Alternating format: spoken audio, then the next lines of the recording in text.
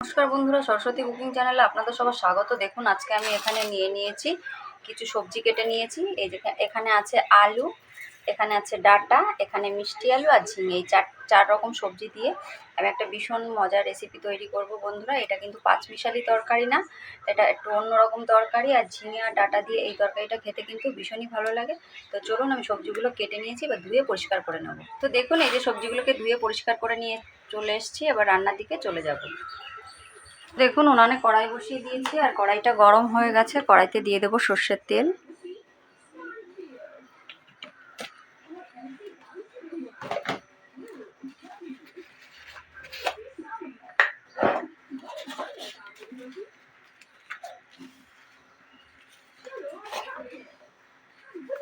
তো তেলটা গরম হয়ে গেছে, তেলের ভিতর আমি দিয়ে দেবো অল্প একটু রাঁধুনি।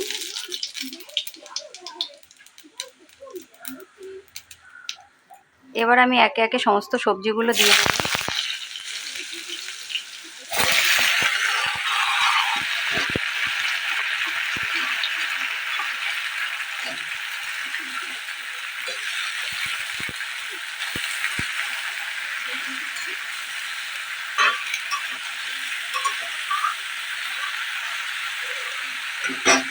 এর ভিতর দিয়ে দেবো স্বাদ মতো লবণ।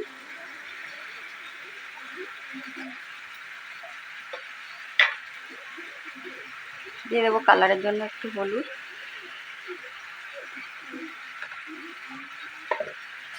দিয়ে একটু ভালো করে কষিয়ে নেব।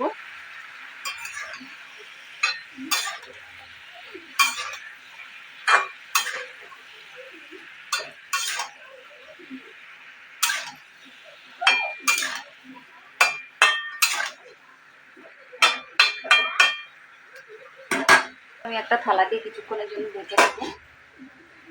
তো এবার আমি ঢাকনাটা খুলে দেখব। দেখুন অনেকটাই নরম হয়ে গেছে, আর কিছুটা জল বেরিয়েছে। এরপর আমি এর ভিতরে দিয়ে দেব টুকরো করে রাখা টমেটো, আর দিয়ে দেব চেরা কাঁচা লঙ্কা। দিয়ে আমি একটু ভালো করে কষিয়ে নেব।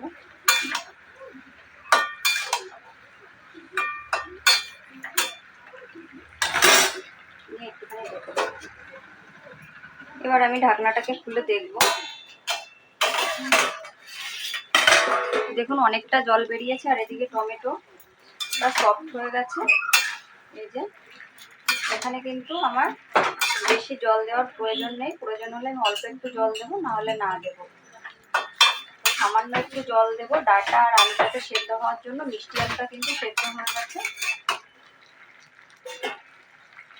দেখুন আমি এখানে কিন্তু অল্প একটু জল দেবো, বেশি দেব না, ওই আলুটাকে সেদ্ধ করার জন্য।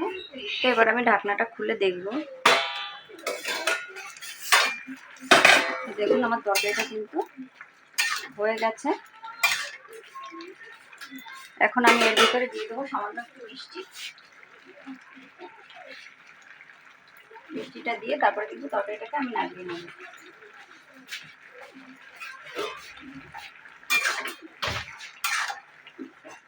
আর এই তরকারিটা খেতে কিন্তু ভীষণই ভালো হয়। তো দেখুন তৈরি করে নিয়েছি আমি ঝিঙে আলু ডাঁটা দিয়ে নিরামিষ তরকারি। আর এই তরকারি রেসিপি যদি ভালো লাগে তাহলে লাইক কমেন্ট শেয়ার করবেন, আর প্লিজ চ্যানেলটিকে সাবস্ক্রাইব করে আমার পাশে থাকবেন। ভালো থাকবেন, সুস্থ থাকবেন। অসংখ্য ধন্যবাদ। দেখা হবে পরবর্তী ভিডিওতে।